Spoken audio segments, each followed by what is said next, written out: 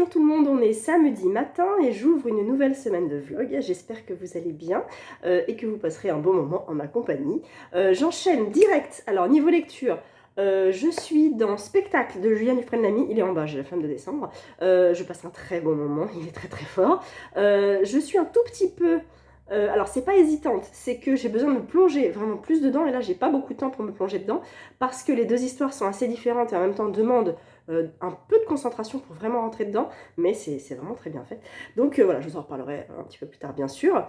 Et là en fait je suis en train de regarder des vidéos YouTube bien sûr, et je regarde celle de Jeanne Jeannot ce livre, que j'aime beaucoup, que je suis depuis des années. Franchement, Jeanne, je me demande si je la suis pas depuis 2019, 2018.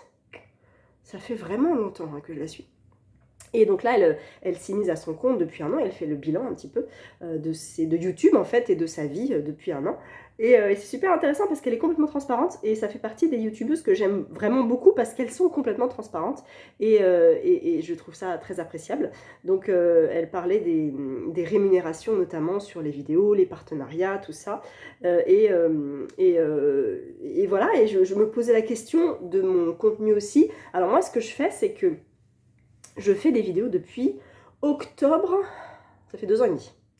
Octobre 2022 21, peut-être 2021. Des vlogs, voilà, uniquement. Et je n'ai pas envie de changer parce que je ne compte pas proposer autre chose pour l'instant, parce que ça me convient au niveau de mon temps. Ça me prend du temps, mais ça me prend pas du temps pour lequel je pourrais faire autre chose vraiment en fait. Là voilà, exemple typique, il est 10h05, je sors de la douche, mon fils est dans le jardin avec son papa pour passer la tondeuse, je vais aller faire des courses, là j'ai 5 minutes, je vous prends, ça me prend vraiment pas beaucoup de temps. Le montage me prend rien du tout parce que mes vidéos sont dans un album sur mon téléphone, je monte avec InShot, je fais au fur et à mesure, je glisse sur le dossier vlog, après je vais sur InShot, je mets toutes les vidéos, tac tac tac tac tac, je fais les petites transitions un peu fondues machin, je mets des petites musiques, je monte, j'exporte et c'est fini. Ça me prend 10 minutes, vraiment. Donc c'est pas quelque chose, c'est pas chronophage. C'est pas, ouah, le montage, oh là là. Et je sais qu'il y a des copines lecture, tout ça, qui me disent, ah là, le montage c'est une horreur, j'y passe un temps fou. Parce qu'elles le font peut-être sur ordi, parce que j'en sais rien, parce qu'elles coupent des trucs. Je coupe très peu de choses, j'ai pas d'effet, j'ai pas de filtre, j'ai pas... Je suis au naturel, je pense que vous le savez maintenant. Donc... ça me prend pas du temps et je veux que ça reste comme ça. Au niveau rémunération, je vous l'ai déjà dit, j'avais tenté pendant un temps d'être rémunérée, et sauf que au bout d'un moment, j'avais cumulé, je crois, 40 euros en 2 mois, je crois. Donc c'était vraiment pas dingue parce que j'ai pas 100 000 abonnés non plus. Et en fait, j'avais une rémunération parce qu'en plus il y avait des pubs sur mes vidéos que je ne vois pas parce que je les vois pas. Et donc j'ai décidé d'arrêter parce qu'aussi on me demandait ma carte d'identité et Google me voulait mon identité, une photocopie, enfin un scan de ma carte d'identité. Et ça, je pouvais pas. C'était pas possible. Je refuse de donner, même si je sais qu'on est fliqué de partout, tout le monde sait tout, l'intelligence artificielle, machin. Je ne veux pas ça. Voilà, c'est pas possible. Comme payer avec mon téléphone, j'ai un peu de mal à payer avec mon téléphone, à donner mes coordonnées bancaires sur mon téléphone, ou l'application PayPal, tout ça.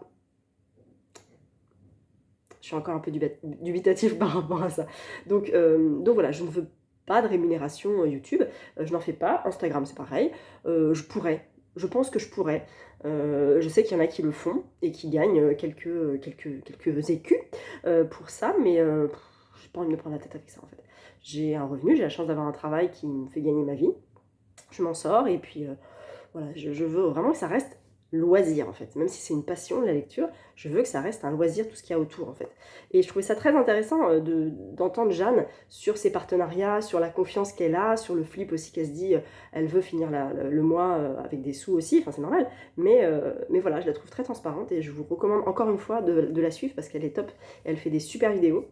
Donc voilà, c'était pour ça que je voulais vous en parler 2 petites minutes. Donc là, je vais aller faire des courses, comme je vous le disais. J'ai commencé Roche de sang de Olivier Ball à l'audio.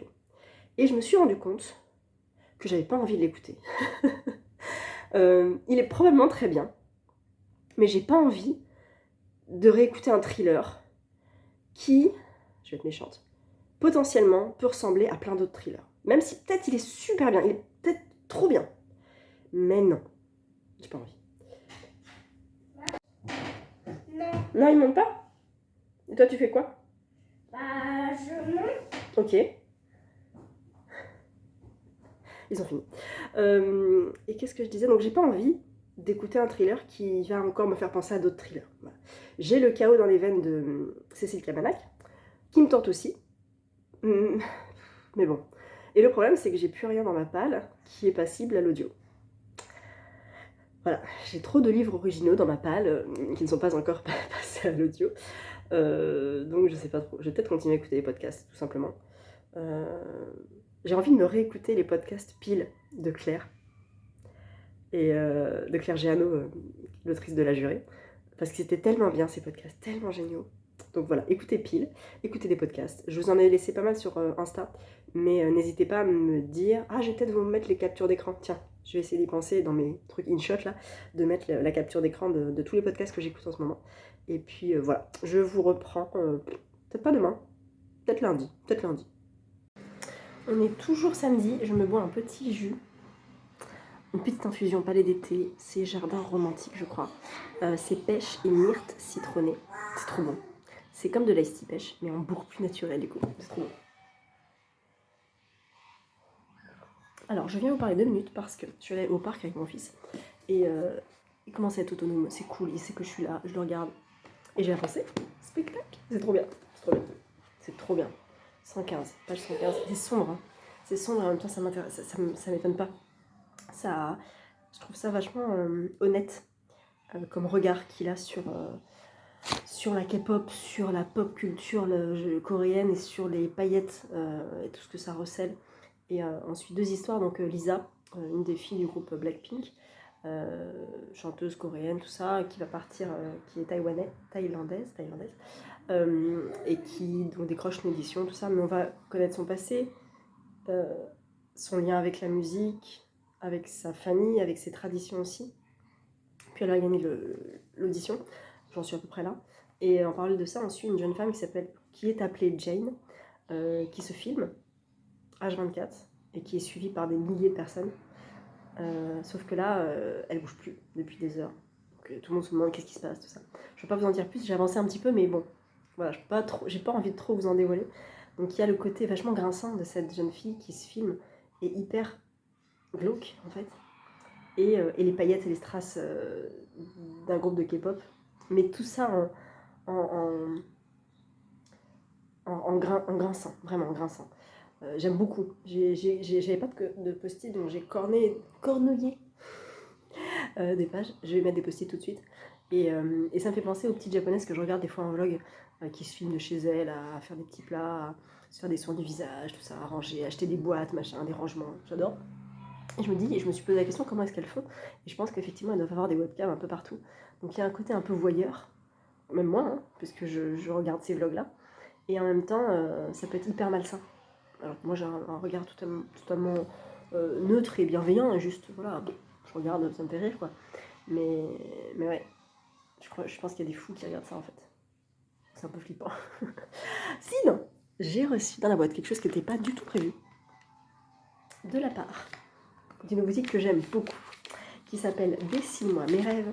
Donc c'est Alice qui m'envoie un petit colis surprise. Je ne pouvais pas ne pas t'envoyer ce marque-page danseuse. Quand j'ai vu ça, j'ai fait oh my god, c'est trop beau. Laissez lire et laissez danser, ces 2 amusements ne feront jamais de mal au monde. Victor Hugo. Il est trop beau. Celui-là je kiffe aussi. Je déclare qu'après tout, il n'y a pas de plaisir qui vaille la lecture. Jane Austen. Recto verso. Ça, il est trop mignon celui-là, avec le popcorn et tout. J'adore. Trop chou, pastel et tout. Trop mignon. Celui-là, il est trop beau. Oh. Harry Potter un peu, non? C'est un petit peu un Gidor, ça, non? Ça, c'est la voiture de Ron. Oui, Weasley.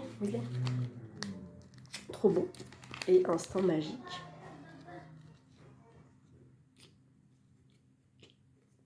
Donc ça, c'est Dessine-moi mes rêves.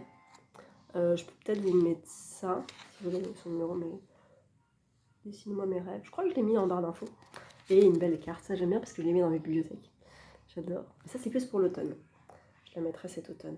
Elle est trop belle. Merci beaucoup Alice. Ça me fait hyper plaisir, donc merci infiniment. Voilà, je vous reprends un petit peu plus tard, une fois que j'aurai avancé le spectacle, et puis voilà. On est mardi matin, j'espère que vous allez bien. Je suis en train de préparer mon sac, et dedans... attendez, parce qu'il manque un bouquin. Et dedans, je mets ma lecture en cours, La vie d'un cimetière et La vie secrète d'un cimetière, et ma future lecture, le Jim Fergus, parce que je vais lire Un monde véritable, le monde véritable de Jim Fergus. J'ai commencé hier celui-ci et j'ai fini hier celui-ci, spectacle de Julien, pas du tout, Julien Dufresne-Lamy. C'était très intéressant, très sombre, très grinçant, flippant.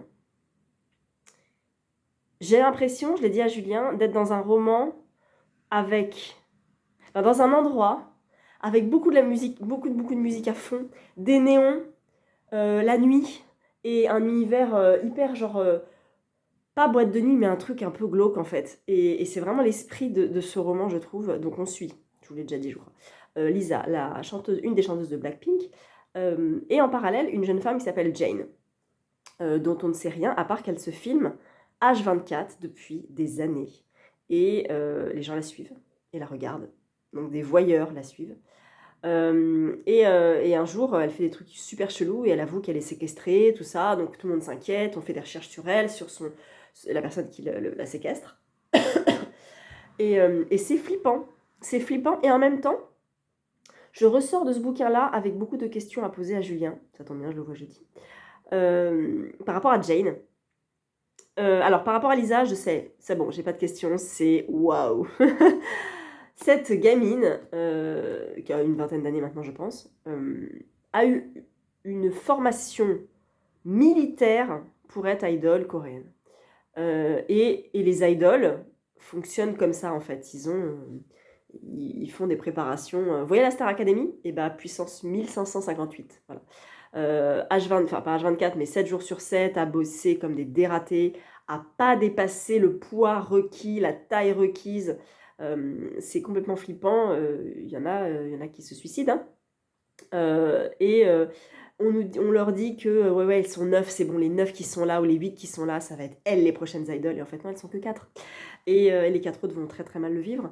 Elles sont formées pendant 6 ans. Et à la suite de ces 6 ans, ça y est, émerge Blackpink. Donc on va les suivre, on va suivre leur montée comme ça, complètement folle. Je m'attendais aussi encore un peu plus d'immersion dans le milieu du spectacle justement, et dans le milieu des concerts, dans le ressenti, tout ça. Et en même temps, vu la manière dont c'est écrit, je comprends qu'ils veulent pas être ils ne veuillent pas être dans le démonstratif des concerts de Blackpink par exemple, mais plutôt dans le sous-sol des grinçants de ce que pensent, de ce que vivent ces jeunes filles, quoi. Et c'est super intéressant. Et c'est ça qui est bien avec Julien Dufresne-Lamy, c'est que tu penses qu'il t'emmène quelque part et en fait il te dit non, non, non, non, on va prendre ce tout petit chemin que personne n'a pris. Et ça c'est cool. Donc vraiment c'était hyper intéressant. On m'a demandé sur Instagram, je crois que c'est sur Insta, si c'était adapté à une ado de 14 ans fan de Blackpink. Je pense quand même que c'est assez glauque. Alors il y a rien de choquant comme scène, il n'y a pas de sang, il n'y a pas de sexe, tout ça, mais c'est psychologiquement, waouh, assez compliqué. Je me dis que pour une ado qui aime Blackpink, ça démonte un petit peu le mythe du truc quand même. Mais bon, voilà, j'ai dit ça, après à voir. J'ai mis quelques post-it et ouais, c'est grinçant. Voilà, c'est vraiment le mot que je vais garder, c'est grinçant. Parce qu'en plus, Lisa est une jeune fille qui est thaïlandaise et qui va subir du racisme parce qu'elle n'a pas le physique coréen et elle va en pâtir malheureusement.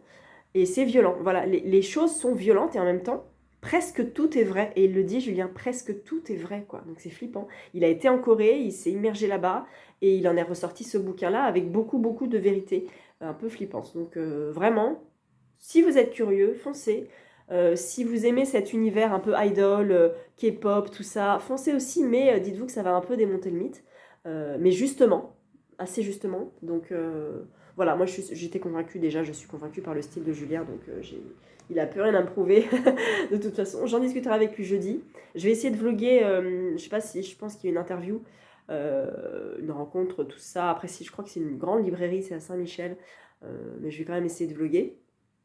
Et puis voilà, puis c'est cool, je suis vraiment très contente. Il m'en reste pas beaucoup à lire. Il y en a un que j'aimerais beaucoup lire. C'est Dans ma tête, je m'appelle Alice. C'est son premier roman, ça date de 2012 et j'aimerais beaucoup le lire. Les Indifférents aussi, j'aimerais beaucoup le lire. Anti-chute, bon, sur la chute des cheveux, pas trop, j'avoue. Et sinon, j'ai tout lu. Voilà. Donc, mon préféré, c'est quoi? C'est difficile parce que Deux cigarettes dans le noir, c'est sur Pina Bausch, donc voilà. Joli Joli Monstre, c'est avec celui-là que j'ai découvert l'auteur et c'était trop bien. Mon père, ma mère, mes tremblements de terre étaient parfaits. 907 fois Camille était hyper intéressant. Les Bienheureux étaient génial. Oh, c'est dur, vraiment c'est dur. C'est très très dur. Donc, est-ce que vous avez déjà lu cet auteur? Si c'est pas le cas, il vient de sortir un bouquin qui est vachement bien. Donc je lis en ce moment La vie secrète d'un cimetière qui est écrit par le conservateur du cimetière du Père-Lachaise et je le dégomme. C'est trop bien, c'est super intéressant, c'est drôle et ça casse un peu les codes du cimetière. Il nous raconte un petit peu les visiteurs, il nous raconte les visiteurs sauvages aussi qu'il peut rencontrer dans ce cimetière, son parcours aussi à lui de conservateur de cimetière. Il n'est pas passé que par le Père-Lachaise, il est allé ailleurs aussi. Et puis les anecdotes qui vit au quotidien, les gens qu'il peuvent rencontrer, les tombes qu'il peut aller voir. C'est super intéressant. Et puis en plus de ça, on a des petits que sais-je un petit peu, avec des questions qu'il pose et auxquelles il répond. Par exemple, qui suis-je? Question pour un champion. Qui suis-je? Indice, célèbre jésuite. Bon, vous découvrirez ça. Et il y en a deux qui sont intéressants. Donc il y a le musée en plein air, où il explique un petit peu que c'est un musée en plein air, justement, le cimetière du Père-Lachaise. Il demande aussi, il se pose la question, qui peut être enterré au Père-Lachaise? Parce que c'est une question. Et sont-ce les véritables restes de Molière et de La Fontaine qui reposent au Père-Lachaise? Alors ça, je ne le savais pas, j'ai lu l'anecdote, c'était très intéressant. Et est-ce qu'il y a une autre petite anecdote? Oui, je crois, oui. Peut-on visiter un cimetière avec ses enfants? Oui, la réponse est oui. Qui peut aujourd'hui être inhumé au Père-Lachaise? Donc il explique qu'il y a, alors je l'ai postité ça je crois, 70 000 tombes. Mince, c'est où? 60, bah alors... Oh, j'ai pas mis de post-it. Oh, c'est nul. Bref, il y a 43 hectares et je crois qu'il y a 70 000 concessions. Donc c'est très très grand. Et c'est mythique en fait, ce lieu est mythique, c'est un lieu touristique, il en parle comme un lieu touristique, mais ne pas oublier que c'est aussi un lieu de recueillement parce que ça reste quand même un cimetière. Donc voilà, il sera terminé aujourd'hui parce que j'ai des transports et j'ai du temps. Et après donc, je lis Jim Fergus, je vais enfin découvrir La plume de Jim Fergus sur un roman qui est très très court puisqu'il fait 100, il est vraiment court, puis il est hyper aérien. Épilogue, 147 pages illustrées. Je vous en montre quelques-unes. Oh, quel Voilà. Oh, c'est joli ça. C'est une main, ça c'est deux mains. Je suis désolée pour la lumière, il pleut. C'était beau jusqu'à hier, et puis là... Voilà. Donc ça ponctue comme ça le roman. Et on est donc en 1877 où Molly McGill est une institutrice qui est victime de violences conjugales et qui est condamnée pour le meurtre de son mari. Je n'en sais pas plus, mais déjà juste ça, j'ai hyper envie de le lire. Et je ne connais rien de La plume de Jim Fergus, donc ça va être complètement la découverte. Voilà. Et dans mon petit bouquin là actuellement, j'ai le beau marque-page de Dessine-moi mes rêves, la danseuse. Merci encore. Et je vais le garder, ou je prends peut-être Booksta pour... Ça c'est Léa Book Addict, pour le Jim Fergus, je vais faire ça. Voilà. Sinon je suis passée à la médiathèque pour rendre des livres, c'était comme samedi, avec mon fils, et lui a pris un DVD. Et moi, j'ai pris Nunuche. J'ai pris Nunuche parce que c'est Guillaume Bianco, parce que je voulais pas forcément l'acheter, parce que c'est pas Billy Brouillard, mais c'est un petit chien, c'est un petit caniche, qui est un peu Nunuche visiblement. Et je me dis, allez tiens, je vais l'emprunter. C'est rigolo. C'est une petite BD faite par Guillaume Bianco au niveau du dessin et écrite par Marie. Alors c'est pas, j'arrive pas parce qu'il y a le petit papier de la médiathèque. Marie Kerascoët. Oh, elle a l'air bretonne cette madame. Kerascoët. Voilà, ça a l'air tout doux avec l'histoire d'une petite fille et son chien. Voilà. Et j'avais emprunté, alors j'ai rendu La Princesse d'Aragon. Et Hélène, si tu passes par là, tu vas m'assassiner 12 fois. Mais je le lirai, hein, Philippa Grégory, je vais la lire, c'est sûr. J'ai rendu le Joyce Maynard parce que je l'avais lu et de toute façon je l'avais acheté en poche. Qu'est-ce que j'ai rendu d'autre? Je sais plus. D'ailleurs, j'ai encore Adieu Birkenau. Ça fait un mois que je dois le rendre et j'avais complètement zappé qu'il était dans la bibliothèque. Et j'ai réemprunté Apprenti par bonheur de Becky Chambers. Voilà, il fait 140 pages. Et je me suis dit peut-être que sur un malentendu, ça peut passer, je peux le programmer. Je sais pas quand. Je sais pas quand du tout. Parce qu'après ça, j'ai 7 mètres carrés de Lucia Derolsen. Après, alors je voulais lire Roche de sang, finalement, j'ai pas envie. Finalement, je vais peut-être le lire en juin avec une fille sur Bookstar et avec Estelle. Et après ça, j'ai quoi après ça? Je sais plus. La colère, qu'il faut que je lise aussi. Pardon. Donc, mon mois de juin est encore... Ah, Thérèse Raquin. Thérèse Raquin de Zola, bien sûr. Fin juin. Enfin, je crois que je l'ai mis le 22, je sais plus. Je le lis avec Audrey. Et voilà, mon mois de juin n'est pas encore programmé, en sachant que j'ai mon anniversaire bientôt, donc je vais probablement recevoir des livres. J'espère pas trop. La fille qui est passionnée de bouquins, qui veut plus de bouquins pour les anniversaires, mais qui en veut quand même un petit peu. Et puis, la rentrée littéraire va arriver, en fait. Et même si... j'attends rien, enfin j'attends l'Iconoclaste. Voilà. C'est la seule maison d'édition dont j'attends la rentrée littéraire. Un peu Cherche Midi aussi, mais maintenant que Benoît est parti, c'est plus pareil. Donc est-ce que Benoît va me proposer des romans de sa nouvelle maison d'édition? Peut-être, je ne sais pas. Je vais recevoir des catalogues. Oui, on est d'accord. Il va y avoir des livres qui vont me tenter. Oui, évidemment, mais je vais essayer d'être hyper raisonnable en sachant que je sais que ça va m'énerver parce qu'il y a des titres qui vont me faire dire « Ah, celui-là, il me tente bien ». Puis au moment de la rentrée littéraire, tout le monde va en parler et ça va m'énerver de ne pas l'avoir lu avant. C'est sûr, tous les ans, c'est comme ça. Je vais recevoir de la rentrée littéraire sauvage que je n'attends pas et très gentiment des maisons d'édition. Certains vont me tenter, d'autres peut-être un peu moins. Donc, voilà, je ne sais pas trop quoi penser de cette rentrée littéraire. Je n'attends rien. Je vous dis, à part l'Iconoclaste. Je vais voir. Albin Michel, de ce que j'ai vu, parce qu'en fait, quand j'ai fait l'interview Albin Michel, je suis allée voir le bureau où il y a le monsieur qui travaille sur les couvertures. Et j'ai vu les couvertures de la rentrée littéraire. Voilà. Je ne diffuse rien, je n'ai pas filmé du tout, je ne vous dirai rien, mais j'ai vu. Donc voilà, je sais, j'ai vu à peu près. Mais bon, encore une fois, il faut qu'on me pitch, quoi. Donc, juste voir les couvertures et certains noms. Alors, certains noms, tu te dis, ouh, voilà. Mais je peux pas trop, en plus, m'avancer parce que, en plus, je vais pas à la journée de présentation, je sais pas combien de juin, là, c'est un lundi ou je sais pas quoi, j'ai cours. Donc, bah, c'est complicado. C'est complicado. Voilà. Donc, je vais vous laisser là. Je vais reprendre mon bouquin. Il est quelle heure? 10h. Oh, 10h moins 10, ça va. J'ai rien eu dans la boîte aux lettres hier. Peut-être aujourd'hui, je verrai. Mais bon, voilà. J'espère que vous, ça va, comme d'habitude.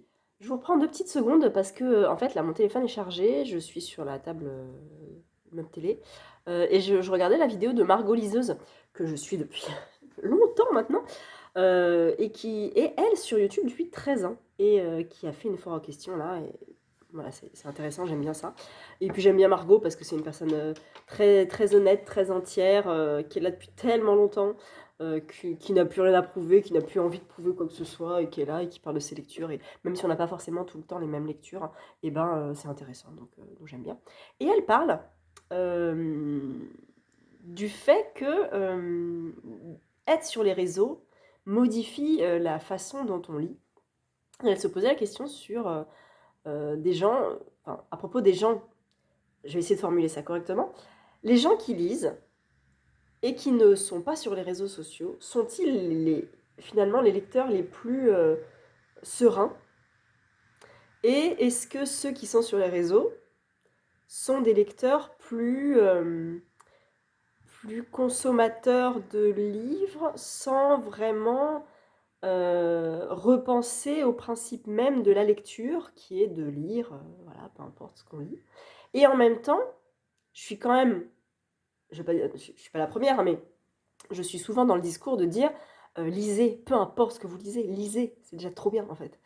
Et il y en a qui font le choix de juste lire et de ne pas en parler sur les réseaux et de ne pas regarder les réseaux et qui ne connaissent même pas Bookstagram, ni YouTube, Booktube, tout ça, tout ça. Et en même temps, est-ce que ces lecteurs-là ne sont pas plus sereins? Des fois, je me pose la question des gens, j'adore les gens qui lisent dans le métro, je trouve ça génial. Dans le métro, dans le RER, dans le train, tout partout. Et je regarde tout le temps. D'ailleurs, oh, qu'est-ce que j'ai vu la dernière fois? Oh, ça m'a fait plaisir, c'était quel bouquin? Je sais plus, genre avant-hier peut-être. Mince! Bref, un bouquin assez récent. Et je me suis posé la question des gens, parce que moi j'ai toujours un bouquin aussi de sortie, les gens qui juste lisent et sortent leur bouquin sans forcément faire attention à ce qu'il y a autour d'eux, vont au boulot, voilà, ils sortent leur bouquin et puis ils vont bosser et puis ils le reprennent le soir sans forcément le partager. Est-ce que le partage est essentiel? Non. En fait, j'ai déjà les réponses à toutes ces questions-là et je vous les pose aussi parce que je voudrais savoir comment vous réagissez par rapport à ça. Comment est-ce que vous pensez à ça? Et en même temps, vous-même, vous êtes finalement consommateur de réseaux sociaux puisque vous regardez cette vidéo, vous en regardez peut-être d'autres et vous aimez discuter de livres et commenter, partager. Peut-être que vous avez un compte Instagram, peut-être une chaîne YouTube, tout ça. Comment vous consommez ça? Et quel est le rapport, selon vous, entre les gens qui ne consomment pas de réseaux sociaux et le livre? Est-ce que vous trouvez que s'il n'y avait pas Insta et Booktube, par exemple TikTok, tout ça, on consommerait de la même façon? Je pense pas. Parce qu'il y a quand même une bonne partie maintenant, enfin une partie, réseaux sociaux, lecture, donc influence des réseaux sociaux sur la manière dont on va consommer les livres. On le voit, phénomène TikTok, phénomène machin, tout ça.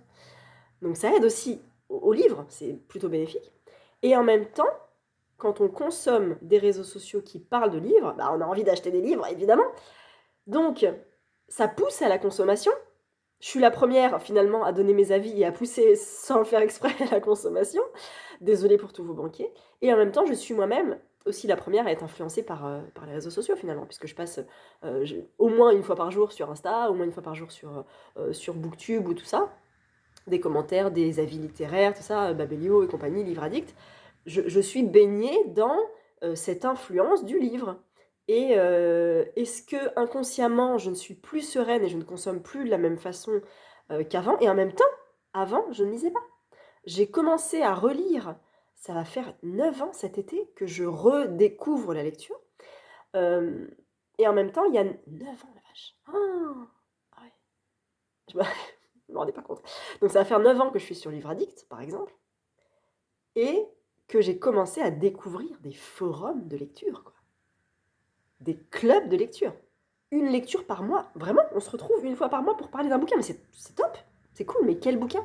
Que lire? J'ai tellement pas lu pendant des années et des années, que lire? Eh ben, Livre Addict tombé au bon moment, en fait. Donc finalement,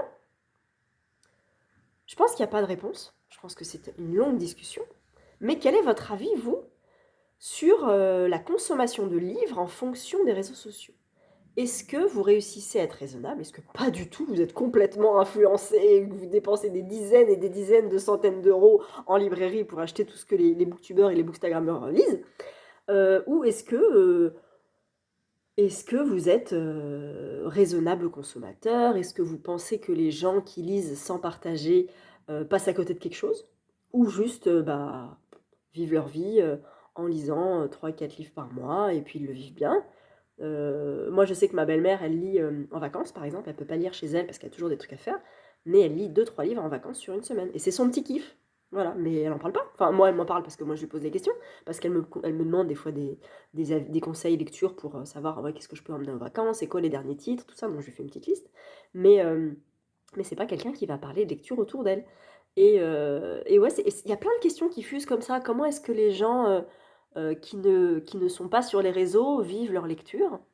Euh, c'est très personnel la lecture finalement. Donc ouais, je me pose la question. si vous avez des réponses. Je suis preneuse, j'aime bien. Donc voilà, donc je continue la vidéo de Margot, mais si vous ne connaissez pas Margot Lisos, foncez parce qu'elle est super intéressante. Bonjour, on est jeudi matin, je viens de déposer mon fils à l'école, je ne me suis pas coiffée, bon. Et je viens vous parler de lecture et d'abandon. J'en suis désolée. J'ai abandonné 2 livres. Jim Fergus, Le Monde Véritable. J'avais quand même lu la moitié, j'ai enlevé le marque-page. J'étais allée jusqu'à la page... 70. J'ai lu presque la moitié. Je n'ai pas accroché à la plume, non pas qu'elle est très belle, mais je n'arrivais pas à entrer dans ce bouquin, dans cette histoire. Parce que ça commence sans explication, direct dans l'action, on est avec Molly, et elle parle à la première personne, c'est comme un peu un conte en fait, il faut prendre ce livre-là comme un conte, mais avec quand même le passé de 1000 femmes blanches et de tous les autres romans, parce qu'en fait on parle de 1000 femmes blanches, on parle même de May et Chance qui vient de sortir en poche, et les premières lignes que j'ai lues ne sont même pas abordées, les violences conjugales, rien du tout. Donc j'attendais, et puis bon, bah, Molly rencontre des personnes, rencontre une autre Molly, bon, et je ne comprenais pas le sens de ce texte, en fait. Je n'accrochais pas du tout. Je relisais 2 fois la même page, je me dis, mais je comprends pas, en fait.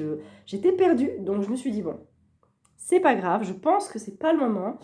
J'ai préféré le reposer, et j'avais tenté celui-là. Alors, je suis grande fan de Zweig et de tout ce qu'il écrit, et là, c'est une biographie de Freud. Problème. Quand on parle de Freud, il y a quand même des choses assez philosophiques qu'il faut aborder, évidemment. Et là, c'était indigeste au possible. Des termes hyper alambiqués. Bref, j'ai lu, je sais pas combien, j'étais après l'introduction, chapitre 1er, je sais plus où j'étais. J'ai lu une 50aine de pages. C'est ça, portrait caractère. Voilà, j'ai lu 46 pages. C'était hyper indigeste. Alors peut-être qu'après, ça va mieux, mais quand même... Voilà, je suis un peu dégoûtée. Je suis un peu désolée aussi parce que je crois que je l'avais acheté à Olivia.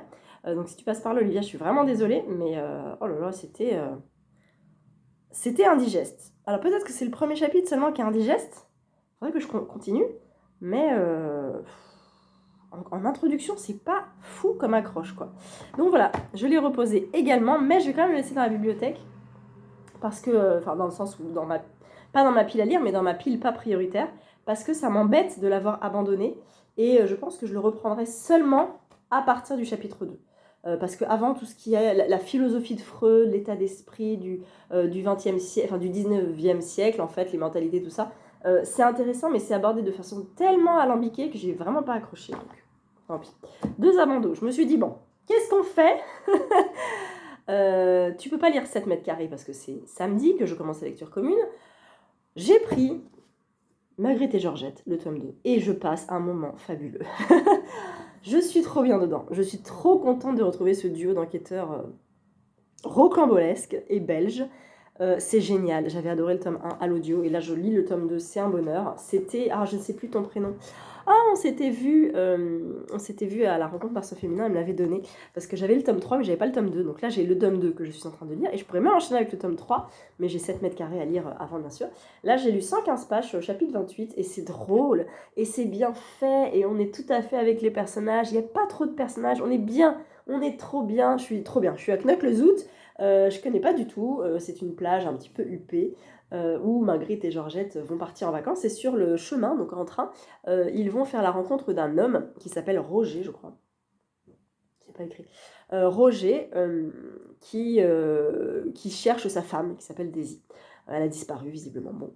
Et en fait, sur la plage, Loulou, le petit chien de Marguerite et Georgette, va retrouver Roger mort. Et en fait, ils vont partir à la recherche donc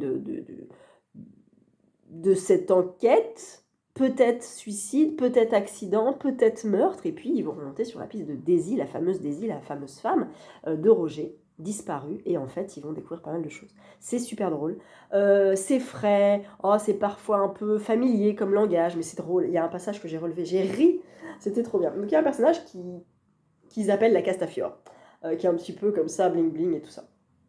Le lendemain matin, au déjeuner, les Magritte se retrouvèrent à la table voisine de celle de la Castafiore, dans ses plus beaux atours, genre « je me suis habillée avec l'une des tentures du château de Versailles ».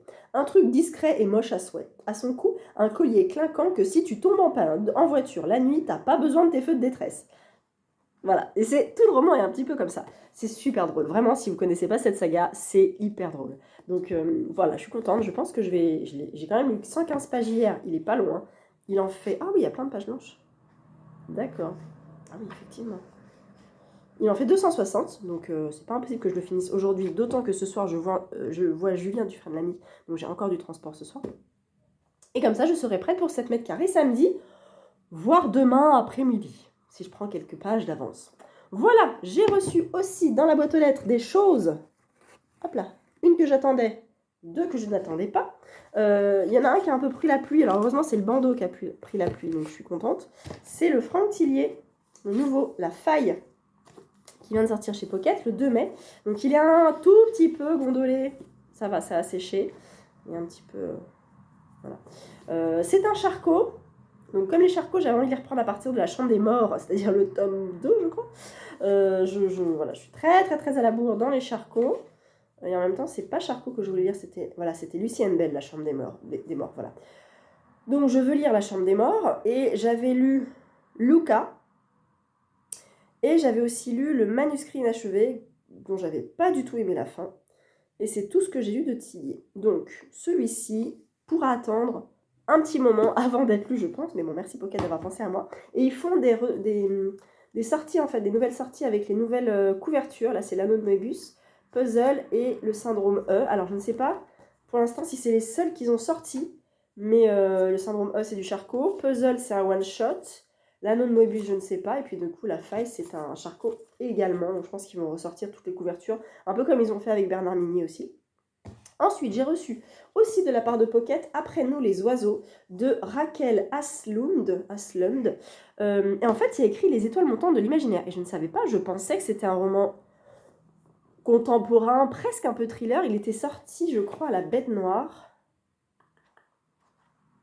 Est-ce qu'il était sorti ? Ouais, dans la collection Ailleurs et Demain de Robert Laffont. C'est pas la Bête Noire, c'est la Robert Laffont. Mais c'est une autre collection. Et c'est Camille qui en avait très très bien parlé. Et du coup, donc, ça a l'air d'être de la science-fiction. D'accord. Il est quelle heure ? Ça va. Dans un monde en ruine, deux âmes ont survécu. Une jeune femme dont on ne connaîtra pas le nom et celle qui l'a élevée, âme, à l'abri sur une île. Mais à la mort de cette dernière, la jeune femme décide de prendre la route pour affronter le vaste monde où la nature a repris ses droits. Commence alors le long chemin vers le littoral, seule, totalement seule, avec, pour unique compagnie, tous les oiseaux du ciel. Ça a l'air très poétique. Et ouais, j'allais dire entre McCarthy, Hitchcock et Saussure. Ah bon. Roman de route original, sombre et poétique. Voilà. Après nous les oiseaux. Il est sorti en mars. Hein. Et celui-là, je l'attendais. C'est le Maya Angelou, version poche. Et pourtant, je m'élève. Que Point m'a proposé. Je n'ai jamais lu Maya Angelou et c'est l'occasion. C'est un bilingue. Donc il y a le texte, la poésie en anglais. Et à côté, le texte en français. Donc ça, c'est super. Ça me fait penser un petit peu à Emily Dickinson aussi. Parce que parfois, il y a des illustrations. Pour comprendre, il vaut mieux peut-être avoir la version anglaise aussi. Voilà, il y a plusieurs parties. Et donc, c'est Maya Angelou. Elle est morte en 2014 ? Non, j'aurais pas cru. Et là, on est sur des poèmes, en fait. Voilà. Donc, merci beaucoup, Point. J'essaierai de le lire. Je suis en train de préparer ma palle de l'été. Et je dis que ça, pour l'été, ça peut être cool. Voilà, c'est tout ce que j'avais à vous dire. Je prends Magritte et Georgette avec moi dans mon sac. Je vais bosser ce matin, un peu cet après-midi. Et ce soir, je vois Julien Dufresne-Lamy. Je le filme et je vous montrerai un petit peu les images.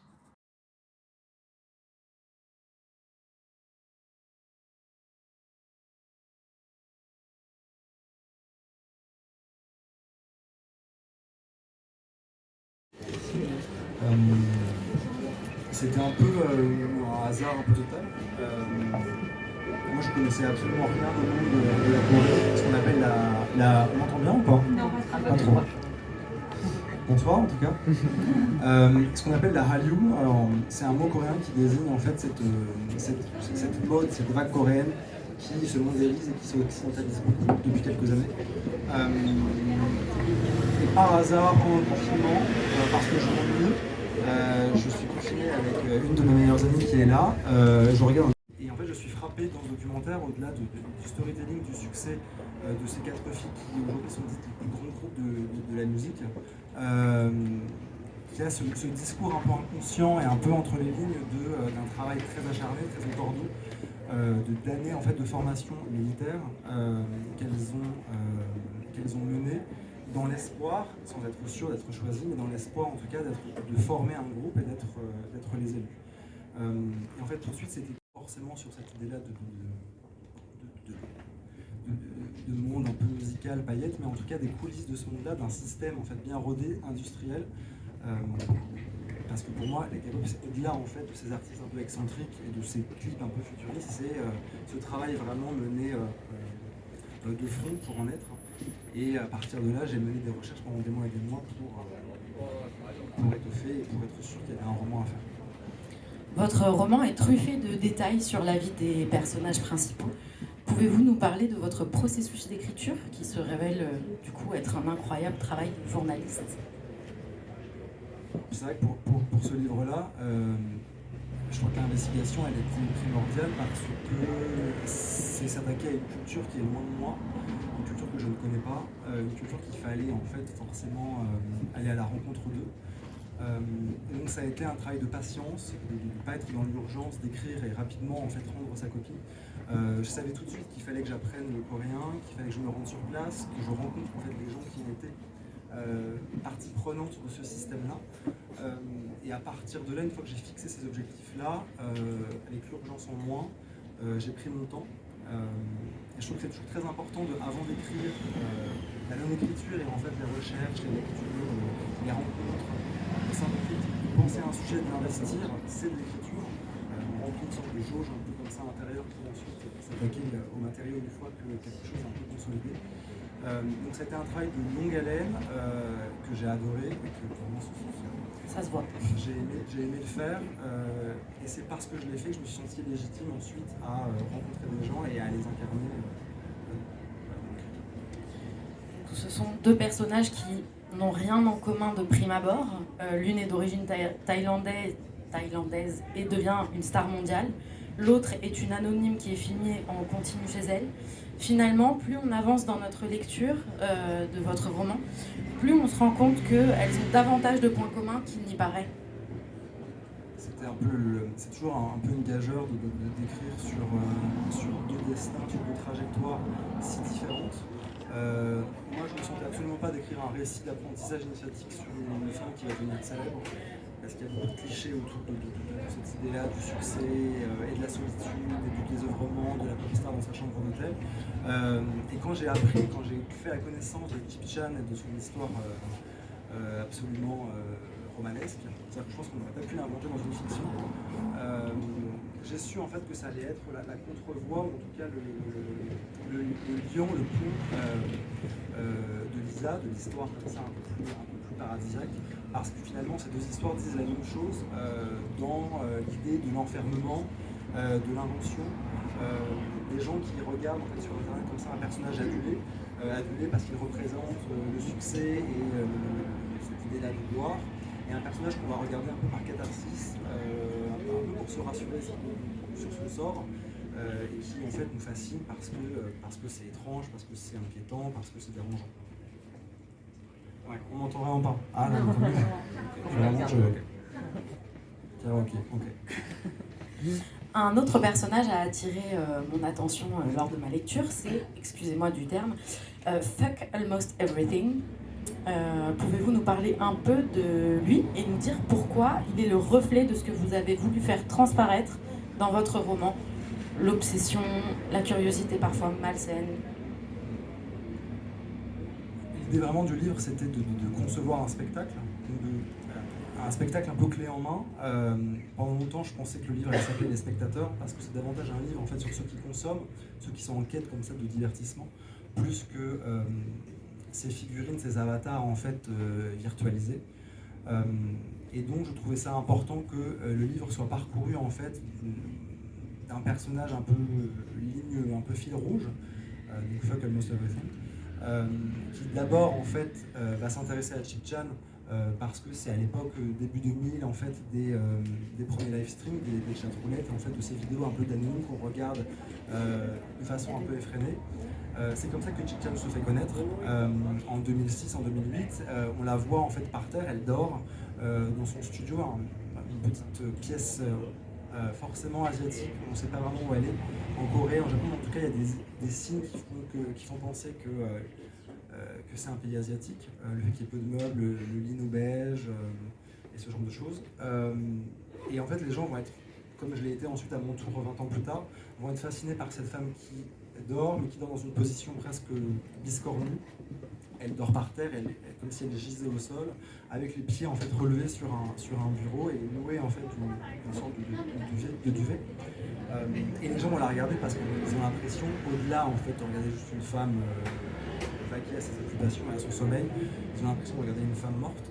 Donc il y a cette fascination un peu de l'ordre de il y a un accident de la route au coin de la rue et on ne peut pas s'empêcher de regarder. Et ça va être le point de départ en fait d'un phénomène virtuel très singulier et un peu dérangeant.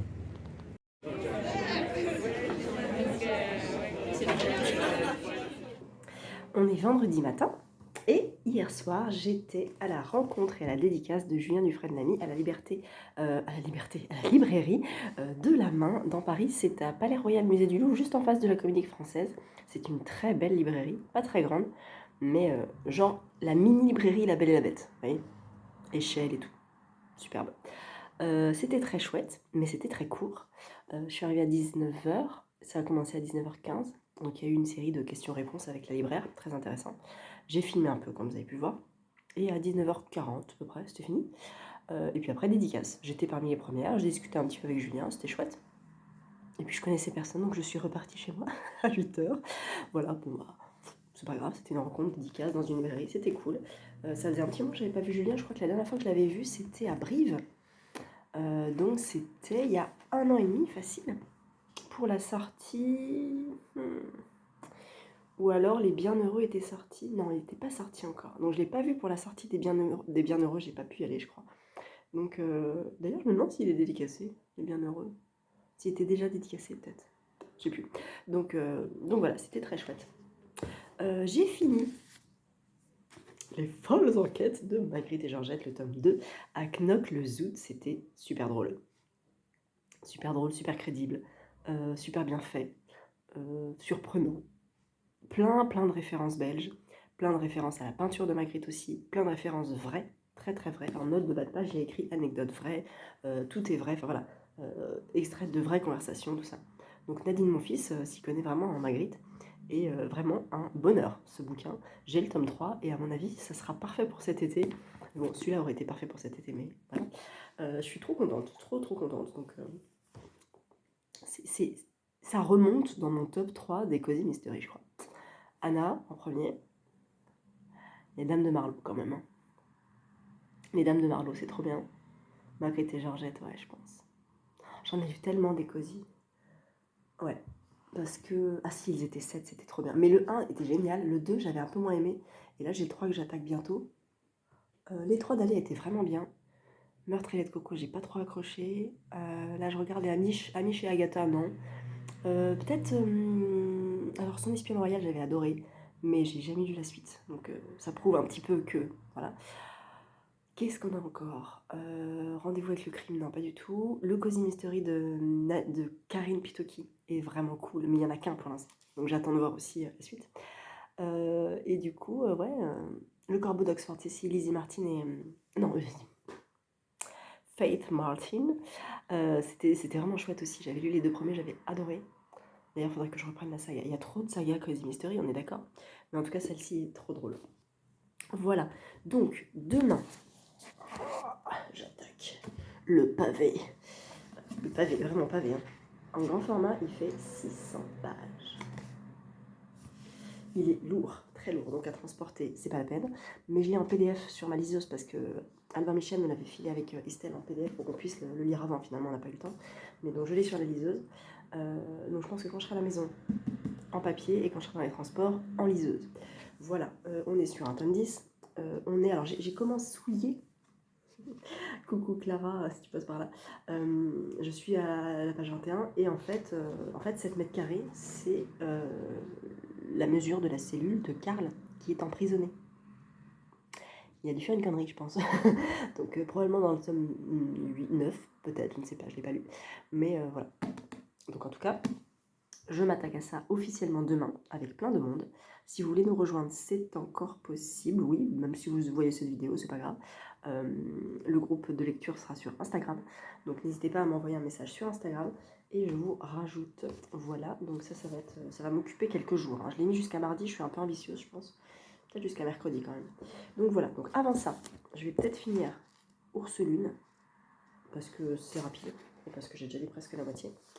Et j'avais envie de lire quelques pages de La Fabrique du Crétin Digital que je traîne depuis plusieurs mois maintenant. Et je suis même pas à la page 100. Pourtant j'ai mis des post-it, hein, j'aime beaucoup, mais vu que c'est un essai, ça se picore doucement. Et comme il n'est pas du tout dans mon programme, bah, je l'oublie. Il est dans mes bibliothèques, je le vois, mais je me dis, ah, ça serait bien un jour. Voilà. Sinon, niveau lecture, niveau réception, pardon, j'ai reçu hier... Je ne savais pas du tout. J'ai pas forcément de partenariat avec Fleuve, mais il m'envoie de temps en temps. La régulation de Gaël Perrin-Guillet. Et j'ai l'impression que Gaël Perrin-Guillet, je l'ai vu il n'y a pas longtemps passer. Je ne sais pas où, mais ça me dit quelque chose. Il est sorti le 9 mai et on est sur une dystopie. Donc dans un monde futur dévasté par les guerres et les catastrophes climatiques successives, la population devient trop nombreuse alors que les ressources s'amenuisent. Toute ressemblance avec la réalité qui nous menace n'est pas vraiment fortuite. La régulation tient autant du thriller que du roman d'anticipation post-apocalyptique. Riche en rebondissements, son rythme haletant nous maintient en haleine jusqu'à la dernière page. Pas beaucoup de pages. 200, vraiment pas beaucoup. 220 pages, donc c'est paru chez Fleuve, dans la collection Outre-Fleuve. Je pense effectivement qu'on est sur une dystopie. On est en 2300, quelque part dans le monde. Une enclave entourée de murs abrite les survivants d'un cataclysme. Ils vivent en autarcie dans une société gérée par les Dix, de mystérieux dirigeants que personne ne voit en dehors des écrans tapissant les murs de la ville. Petit algorithme ou petite intelligence artificielle. Dès que la surpopulation menace la cité, les 10 annoncent la régulation. 8 régulateurs reçoivent une liste de 4 noms. 4 personnes à abattre sans se faire tuer à son tour. Car devenir régulateur, c'est voir son nom affiché sur la liste d'un adversaire. Une seule règle, tuer ou être tué. Lorsque le jour de la régulation arrive, la population sait que la chasse a débuté et la peur s'installe. Ok, ça me fait penser à Hunger Games, à Silo, je ne l'ai pas lu, mais j'imagine peut-être un peu. Un peu 1984. Ça a l'air d'être plein de choses, donc pourquoi pas. Merci beaucoup Fleuve. Ça commence tout de suite, hein. Page 7, chapitre 1. Les chapitres sont très courts. Ils durent une page, voire deux. Ah là, 3, 4. Ok, 3-4 pages. Du coup, sur 200 pages, il y a... Ah oui, d'accord, il y a 28 chapitres. 29, 30 chapitres sur 200 pages. Donc effectivement, les chapitres sont courts. Voilà, peut-être cet été. À voir. Bon, bah en tout cas, merci Fleuve. Je ne sais pas si vous le connaissez, si vous l'avez vu passer. Je suis pas trop, je vous avoue, l'actualité de Fleuve. Je crois que c'est Tillier qui est publié chez Fleuve. Je lis pas trop Tillier, apparemment la faille que j'ai reçue. Mais j'ai pas de partenariat avec eux. Mais vu que c'est la même maison d'édition, enfin c'est le même groupe, des fois je reçois des box Fleuve Pocket, une sortie grand format, une sortie poche. Mais voilà, je connais pas du tout le contact que j'ai là avec le mail, donc je ne sais pas. En tout cas, merci beaucoup. Voilà, je vais vous laisser là. Je vais même conclure le vlog ici. J'espère que vous avez passé une bonne semaine avec moi, que je vous ai pas trop tenté, mais un petit peu quand même. Et puis, on se retrouve la semaine prochaine. Ciao.